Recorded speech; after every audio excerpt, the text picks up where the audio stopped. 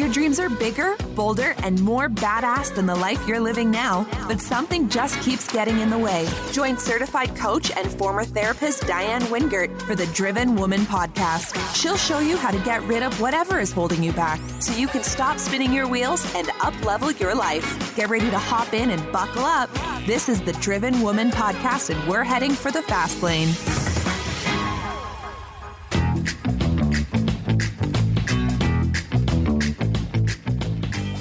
Well, hey there, and welcome back, Driven Woman. You know, some of the most inspiring women that I get a chance to meet through this podcast are those who kind of had a rough start in life, not so different from my own. Today's guest is LY Marlow, who is an award-winning author, speaker, podcaster, entrepreneur, philanthropist, and women's empowerment advocate. Now, you know I am always on the lookout for guests who are an example of overcoming obstacles, regardless of what the specific challenges may be, and LY is no exception. You see, she grew up with few advantages in a family culture of multiple generations of domestic violence, as well as teen pregnancy, low expectations, and bad choices. We talked at length about identity, resiliency, and the awareness that even from an early age, both LY and I knew there has got to be another way. Now, her mission and message are to help women recognize that the things that they're afraid of, what she calls monsters, not only don't have to stop them, women can stand up to their monsters and actually learn to use fear as fuel. I know you're going to be fascinated by her perspective on this. But in addition to her coaching and consulting business, as well as her books, LY runs a nonprofit organization that she calls Saving Promise. It's devoted to ending domestic violence and was named after her granddaughter. When she's not running her business, writing a book, recording podcasts, coaching women, or generally being a badass human being, LY enjoys good chocolate and Pinot Noir. I also discovered through our conversations she's very funny and enjoys a good belly laugh with a friend, old or new. This week's pod praise comes from the one and only Mary Rogers of the Experience 50 podcast, who says, I have been a huge fan of Diane Wingert for years. She's been a regular guest on many other podcasts, including my own. And every episode of The Driven Woman provides multiple aha moments for women who can't always seem to get it together. Thank you, Mary. I'm a big fan of yours too. So without any further delay, I know you're going to be so inspired by this conversation with LY Marlow. After we talked, I decided to call it Transforming Pain into Purpose. You're about to find out why. Enjoy.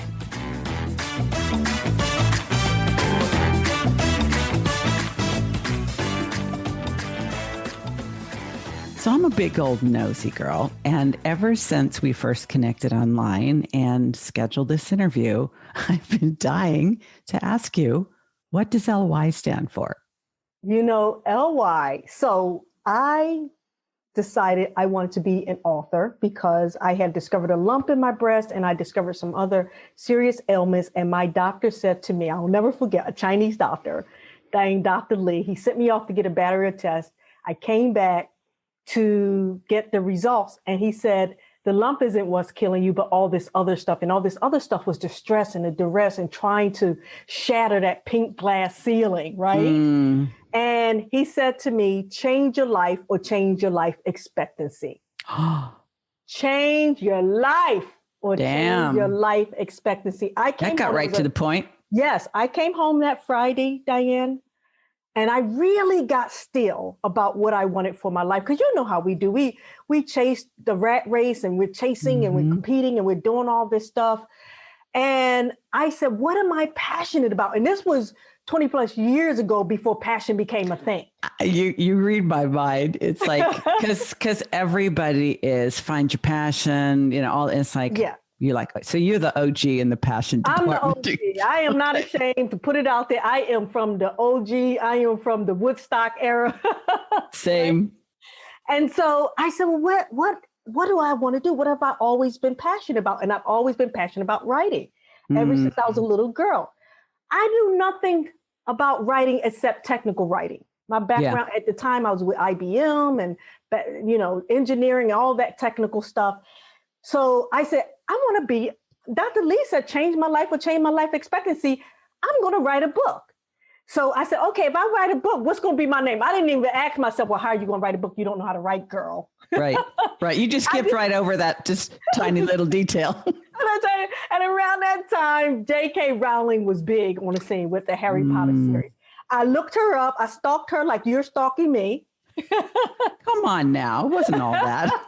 And I learned that not only for those of you that are listening about you cannot do what you have in your heart to do because you're afraid of failing, whatever. She was rejected over 100 times. And the one agent that decided to take her on said to her, her name is, I think, Jill K. Rowlings. He said, men, we want this to be a unisex book and series, and men aren't going to buy a book about a little boy wizard by a woman named Jill. So we're dropping the Jill and we're going to use your initial J.K. Rowlings.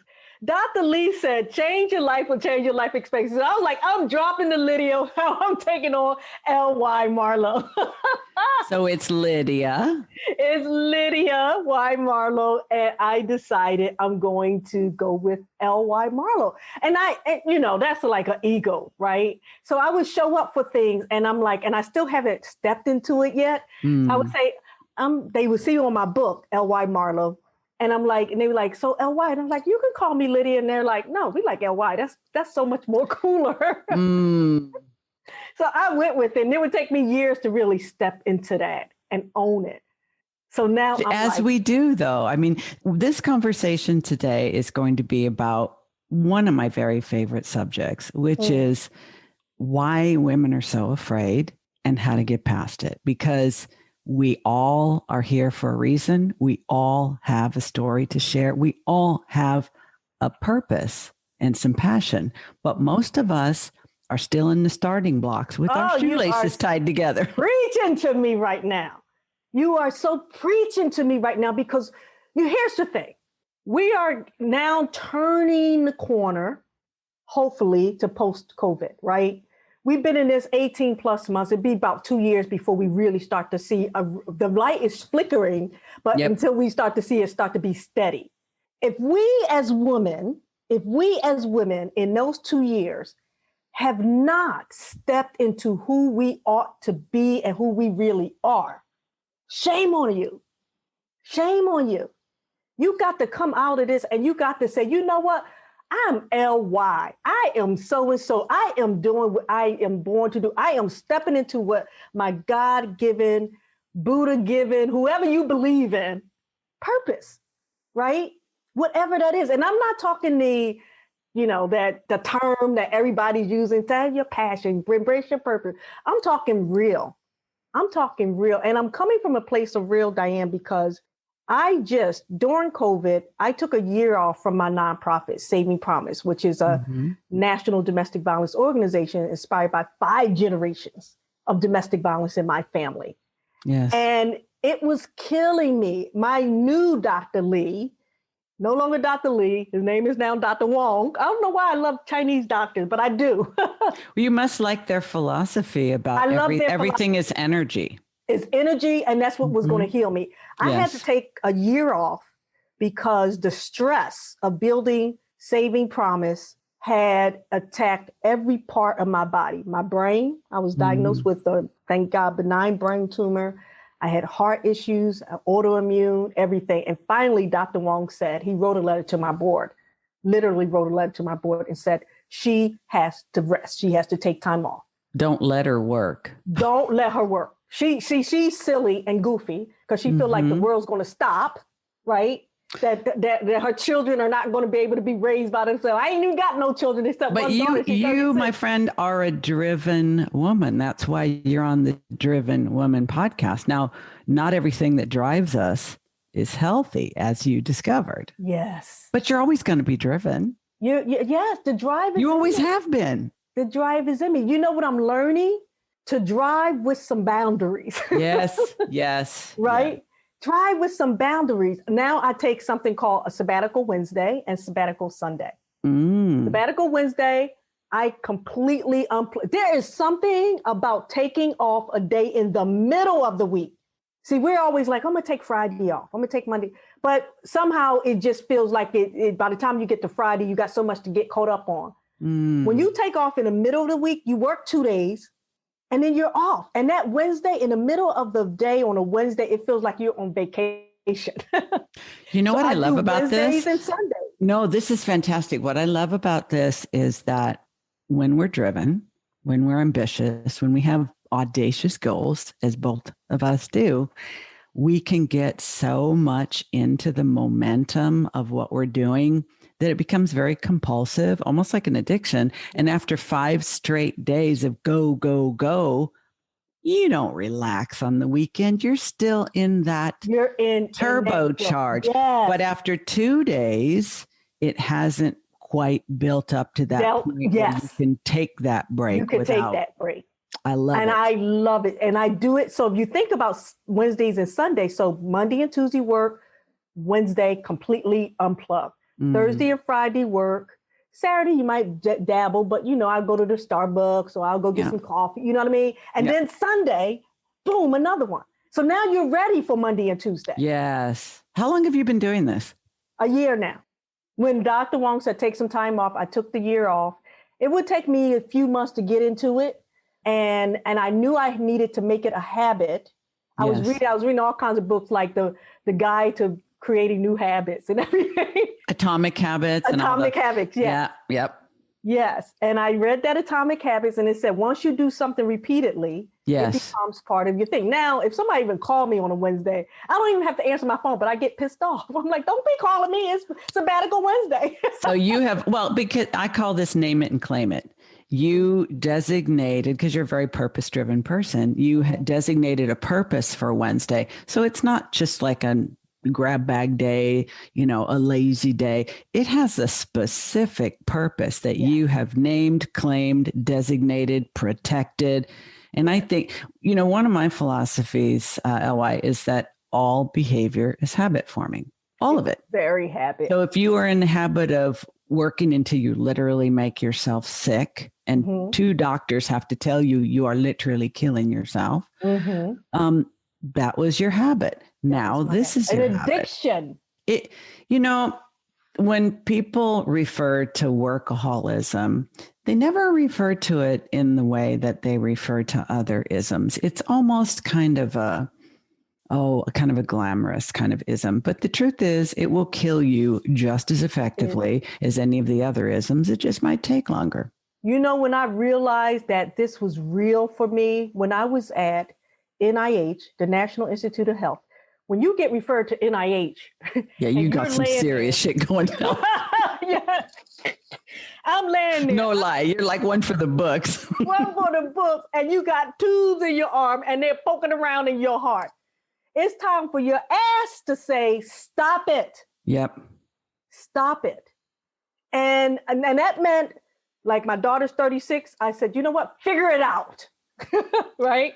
If you guys don't go figure it out, she gets angry with me. Oh, you're a terrible mom. You know what? Then I'll be a terrible mom. No, that's bullshit. If she's 36, you should not be her beck and call girl. Excuse me. There are a lot of, from our generation, Diane. I know. Woodstock generation. LIE. I still won't even say the word sometimes. The LIE word, my mother used to say, that's a curse word. I'm not allowed to say it. I'm now 50. What? Yes. And yes.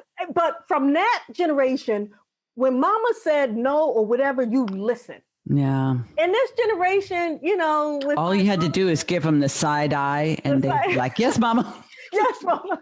Put the fear in God. But now they argue back to you. No, it's, and you know what? I know that you spent time as a single parent. I spent time as a single parent. I was a single parent of 3 for a decade through their teen years.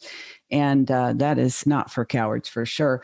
But I think oftentimes as single moms, we do too much for our kids because we feel guilty that they're not growing up in the traditional family. And we feel guilty for whatever the effects of the family dissolution is having on them. And I think I knew on some level I was doing things out of guilt and later came to regret it, but I didn't realize it at the time, I just thought, I want to make them feel better. Yes. Here's the thing. When I was diagnosed with all those health issues and I laid on Dr. Sharon's couch every week, because Dr. one referred me to a cognitive behavior therapy to change my behaviors. But you went to a cognitive therapist and you laid down on the couch? I'm being okay, metaphorical. Okay, got it. Right. You were sitting up taking notes, okay? I was sitting up taking notes. Because I used to be one of those. Yeah. And I realized that the stress, I was thinking it was all about my work, but some of it was about my personal life too. Mm-hmm. Having that guilt that you're talking about with my daughter and Promise. Promise is my daughter's little girl, hence the name Saving Promise. The one who got you to wake the F up. Is that precious little girl. Because little kids haven't been brainwashed to the point that adults have.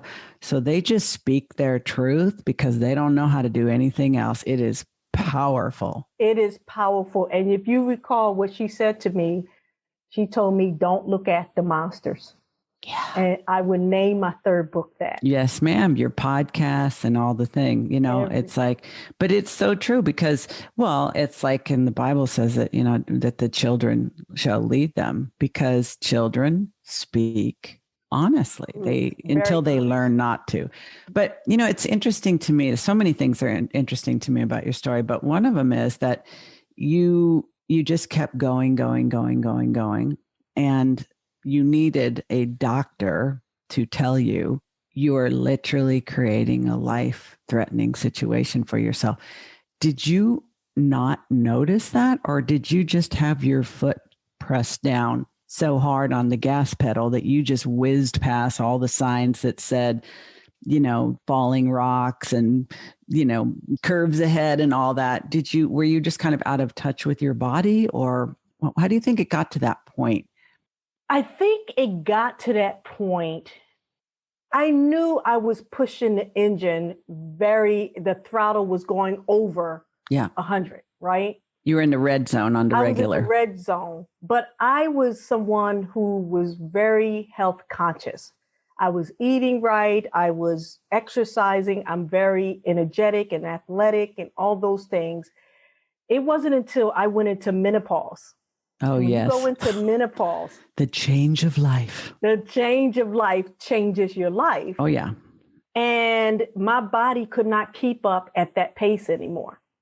And eventually it kind of broke down on me. Mm-hmm. I didn't understand it until, and I write about it in Don't Look at the Monster, where I'm laying inside this MRI machine, the kind that you go into and it makes you feel claustrophobic. Scary as shit. I felt like I was buried alive the first time I had one of those. I keep my eyes shut because I cannot, if I look up, I just go crazy. Same.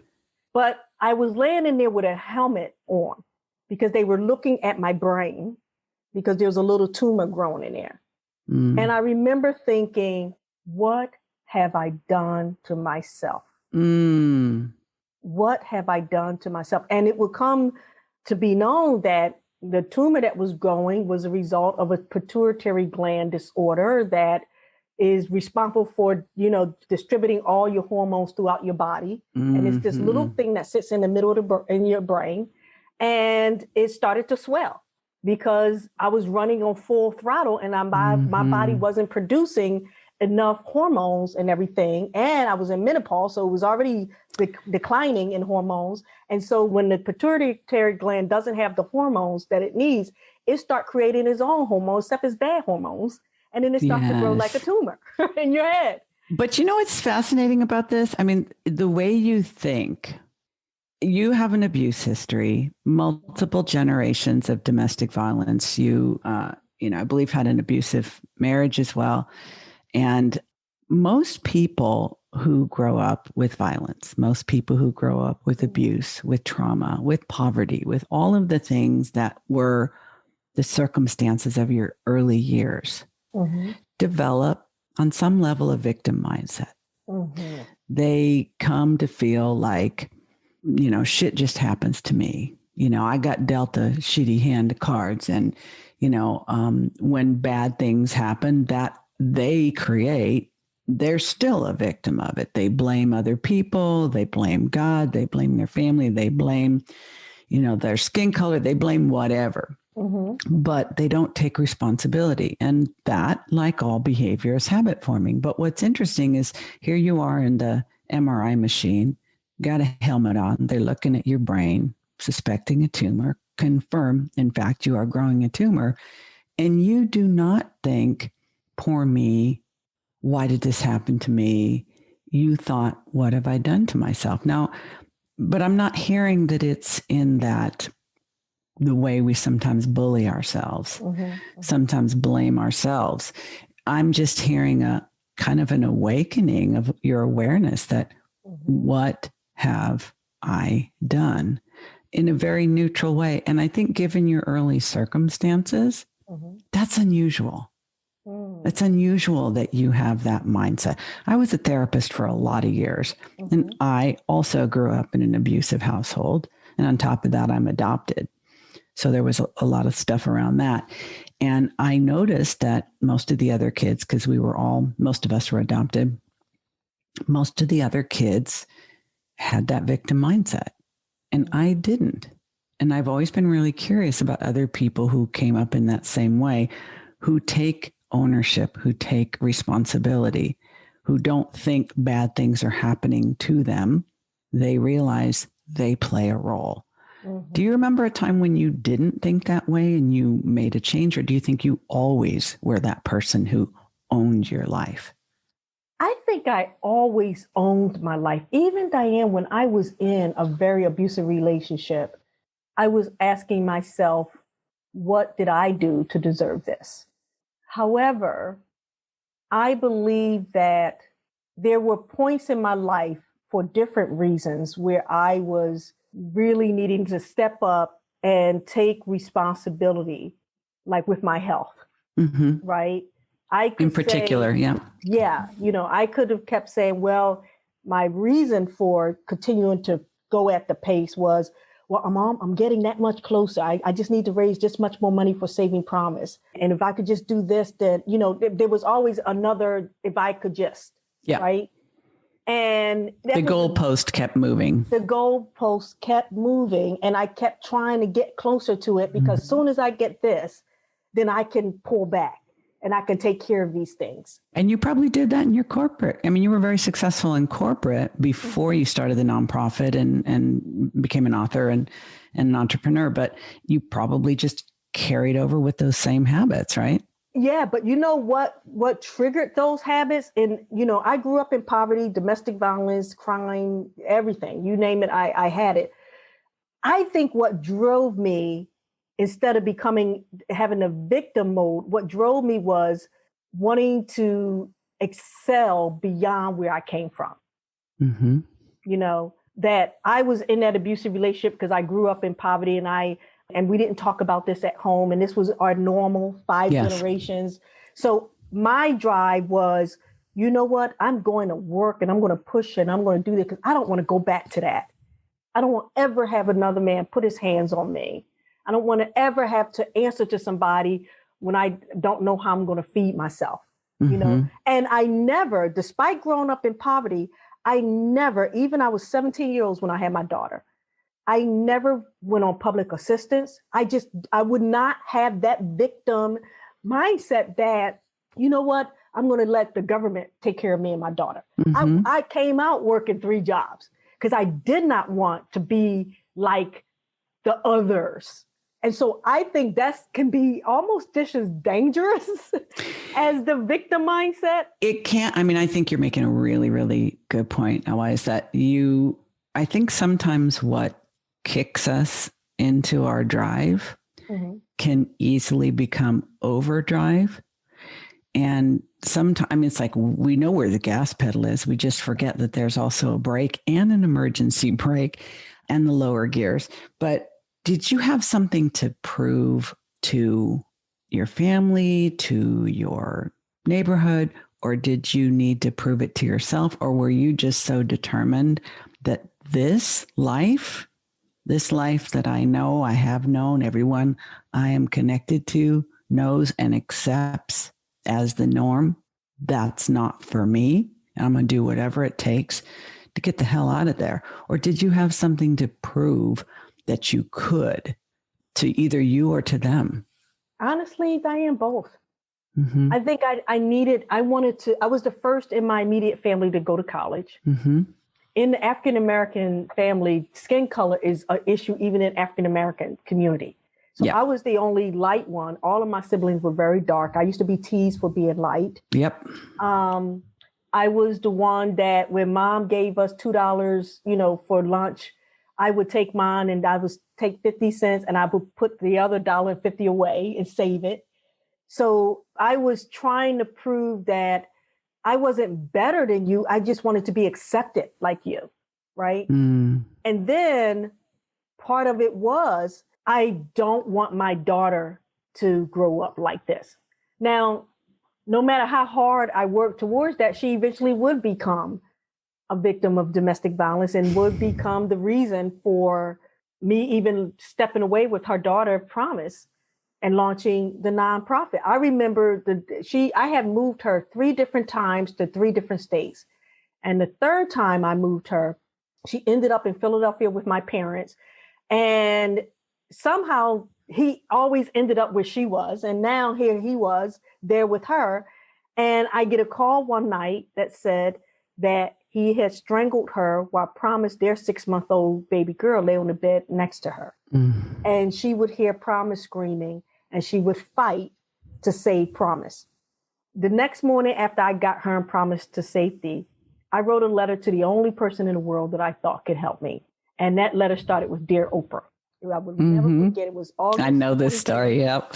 2007. And there were a few lines in that letter that ultimately became the title for Saving Promise organization. I said, if you cannot help, I said, Oprah, last night my daughter was strangled, almost killed again. If you cannot help me save my daughter, please help me save Promise. And so now, even if I had gotten over the part of my life feeling like I needed to prove something or whatever, now here was another goal. I have to save Promise. Yeah. So now the health starts to rack up because I got to save this little girl. I mean, I understand I can't save my daughter anymore because I've tried that with her, but Promise I have to save. So you're right. I think it was both. I was always trying to prove something or I was trying to defend something from happening. Mm-hmm. And, I'm struck by the fact that how often the very things that we are trying to prevent in our children end up happening anyway. Mm-hmm. And I always wonder, did you want that for her even more than she wanted it for herself? Because you and I are so much alike in so many ways. And I was always that super responsible one. And at some point in my life, I realized if I want this outcome more for my child, my friend, my client, my colleague, if I want this more, if I am more committed to this outcome for them than they are, it can't happen. It can't happen. Because you cannot drag somebody to their purpose. It has to be their purpose. But it is so freaking painful to see the people you love the most make destructive choices that you know how to prevent and are doing everything you can to try to do so. Absolutely. It's excruciating. Mm-hmm. It is. It is really excruciating. And you're right. There had come a time when I finally said, until she takes responsibility for her own safety, I could move her to all 50 states. Because here's the thing. And other countries too, after you get through them, After you get through them, right. Work your way down the list. I had come to realize, and you have this light bulb moment, because sometimes you enable a person as well by doing that. Oh, honey, right? that's the word. I was enabling one of my kids who was struggling with drugs, and I didn't realize it. And dude, I got so much freaking training about this kind of stuff, you would think, but I was in my own blind spot, and I thought I was preventing this child from falling through the cracks by kind of swooping in and, boosting him up. It took my other 2 kids to confront me and say, Mom, stop enabling. And I was like, what are you talking about? I'm not, and it's like, yeah, you are. Yes, yes. I had the same situation. I had this light bulb moment when I was like, wait a minute, I moved her 3 different times. How's he finding her? Well, he's finding her because she's calling him. You were working on the wrong problem. You're trying to get away from him. You needed to, but that's so hard. It is. But that precious little granddaughter, mm-hmm. that changes everything because she had not yet reached the point of being able to make any choices for herself. Choices were being made that affected her. She had no control over them. Yes. Yes. So now I got a new goal. I got, I can, you're right. She does not have any, she's not complicit in anything that's happening right now. So I got to save Promise, to the point that I named the organization Saving Promise. But you know what? You are a wonderful storyteller, starting with the story you told yourself. Mm-hmm. You told yourself your identity from a very early age was different than the people around you. Yes. It's not that you thought you were better than them or that you didn't belong to them or with them, but you had a very strong sense of your own identity, and it was not aligned with your circumstances. And I was exactly the same. And it's always been fascinating to me how 2 people in the same set of circumstances will go in very different directions. I have a question for you. Do you think that there are people who are just naturally born resilient with the ability to not only succeed in life in spite of difficult circumstances, but maybe even because of them? Do you think that there are people who are just have that in their DNA and others just don't? Or do you think that can be taught and learned? I think for me, I truly believe that is inherited. It's part of the DNA. Can it be trained and learned? Yes, but I feel like you have to have a certain makeup of who you are to really have the stick to itness, right? Mm-hmm. Because there has never been a time in my life that I did not stick to it. Even to your own detriment. Like to my own detriment. You would stick to things so completely that your health was being sacrificed in the meantime, and probably other things too. Mm-hmm. You can teach someone resilience, but you cannot teach them how to really own it, right? You could teach someone, hey, if this happens, you have to overcome it. You have to let it go. I've had girlfriends and friends and whatever that had bad breakups in relationships, whatever. Eventually they get over it, right? Mm-hmm. But I don't know that you could teach them to stay in that place. I think that's innate. That's innate. That is inside of you. You're born with that. Now the question is, do people who are born with it often tap into it and use it, or do they prefer to stay on the other side? I absolutely agree. My analogy for this, LY, is that I think you can turn up the heat, but the pilot light has to be there. Yeah. You have to have that spark. You have to have that heat. You have to have that little, even if it's a tiny little kernel, a little tiny mustard seed of that identity that says, I don't belong in these circumstances. I want more. I'm headed to the high ground. I'm going to do whatever it takes to get there. And I think that can be cultivated. It can be enhanced. It can be developed. You can turn it up. But I think if it's not there to begin with, you just can't. And sadly, because if it could be taught, I think there'd be a lot more healthy and a lot fewer self-destructive people out there. But for everybody else, for the women listening now who identify as being driven, but not always reaching their goals for one reason or another, in my experience and through other guests on the podcast, the number one reason seems to be fear. Now, you have faced many challenges in your life, as have I, and I'm certain that you have been terrified at times, but it didn't stop you. What is your secret? I think my secret is first a very, and I'll put it this way as we close. I had a dream this week, and it was I was surrounded by all these whales. I was walking on water or something, and all these whales were below me. So I woke up, and the first thing I did is I turned to Alexa, and I said, Alexa, what does it mean when you dream about whales? And Alexa said, it means that you are finally stepping into your spiritual self. Mm. You're finally stepping. You're walking on water. That's pretty freaking biblical. I was baby Jesus or something. And so that's what I think it is. I think is an innate. Am I religious? No, I'm not a religious person, but I am spiritually connected in a way that I know that I can do this. I can overcome this. This fear, this regret, these doubts, this worry. Your monsters. My monsters. I think is having that base, that foundation. It's such a powerful message, and it goes through so much of your body of work, your book, your podcast, your courses, your speaking. And you're such a wonderful example of what you teach. I mean, we can learn about anything and teach others, but you are teaching from your example, from your own history, and sharing your personal stories and the vulnerability of doing so. It's so impactful. And I can only imagine the lives of the women that you are changing as a result, because it's one thing to teach other people things you've learned. It's another thing to crack yourself wide open and show them what it takes to get there. You know, the courage, the bravery, and the vulnerability of it is really compelling. And I have so much respect and admiration for you for that.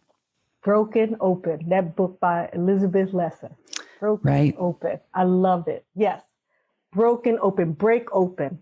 Just break open and that's what it takes. Let it take. Right? Diane, it's been amazing. This has been the best conversation I've had this week. Please tell me we're going to do it again. Yes, absolutely. I got to have you on, and we're going to keep the conversation. So let's talk. Awesome. Thank you so much, my friend. Thank you. Bye-bye. Bye. Hey, it's Diane. Can I be honest with you? At the beginning of each new year, I always told myself, this is the year I'm going to get my habits dialed in. This is the year I'm going to be crystal clear about my goals, and I'm going to crush them. This is the year I'm going to get my shit together on every level, and I'm going to do it all by myself. Been there, done that, got a whole stack of t-shirts. But you know, it wasn't until I started working with my own coach that I realized what a difference it makes to have guidance, support, and accountability from someone who's not only like-minded, but like-brained. Yeah, I'm talking about another driven woman, entrepreneur, who also has ADHD and has got it going on. I have 2 openings in my signature one-on-one 12-week coaching program, and one of them might have your name on it. There's a link to a free consult with me in the show notes if you think this might be the year that you really get serious and go all in on an ADHD-friendly business and life. While you're thinking about that, have a listen to what one of my clients' success stories has to say about the difference it made to work with me. It's funny because at first I said I would never own my own practice. And now I own my own practice. And I would say, I'm never going to take it any more than just treating patients. And now I'm thinking about how can I start my own institute. Yeah, exactly.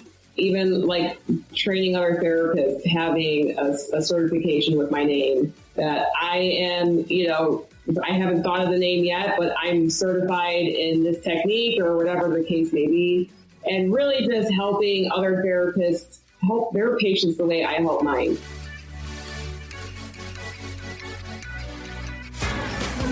You've been listening to the Driven Woman podcast with Diane Wingert. Want more straight talk and strategy each week that will take you from spinning to winning? Don't forget to hit subscribe in your podcast player so you won't miss a single episode. Then head on over to the Driven Woman free and private Facebook group community. See you there.